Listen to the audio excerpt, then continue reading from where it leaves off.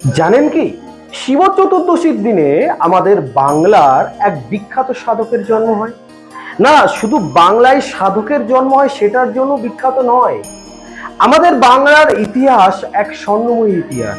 আর এই বাংলার স্বর্ণময়ী ইতিহাসে এক বিশেষ সাধকের জন্মানোর ফলে এই ইতিহাস আরো স্বর্ণময়ী হয়ে ওঠে।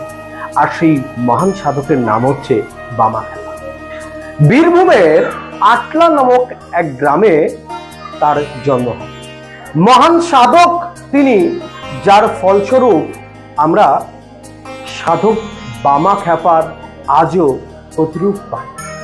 আমরা ইতিহাস থেকে জানতে পেরেছি যে আজ থেকে বহু বছর আগে প্রভু শ্রী রামচন্দ্রের গুরুদেব ঋষি বশিষ্ঠমুনি একসময় এই বীরভূমে আসে এবং বীরভূমে আসার পর এই তৎকালীন সময় সেখানকার যে রাজা ছিলেন সেই রাজা সেখানে তারামায়ের প্রাণ প্রতিষ্ঠা করায় বা তারামায়ের মন্দির প্রতিষ্ঠা হয়।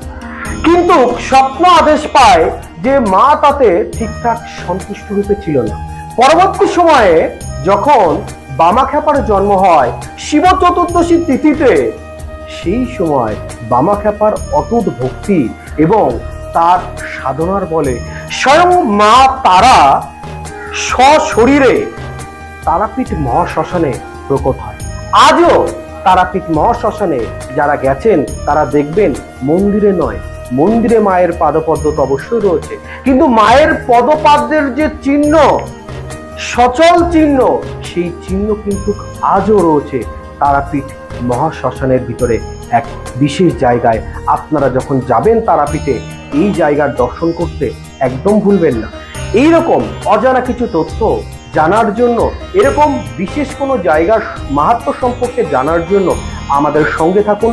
জ্ঞানের ঝর্ণা চ্যানেলটাকে একবার সাবস্ক্রাইব করুন, বেল আইকনটি প্রেস করে আমাদের পাশে থাকুন।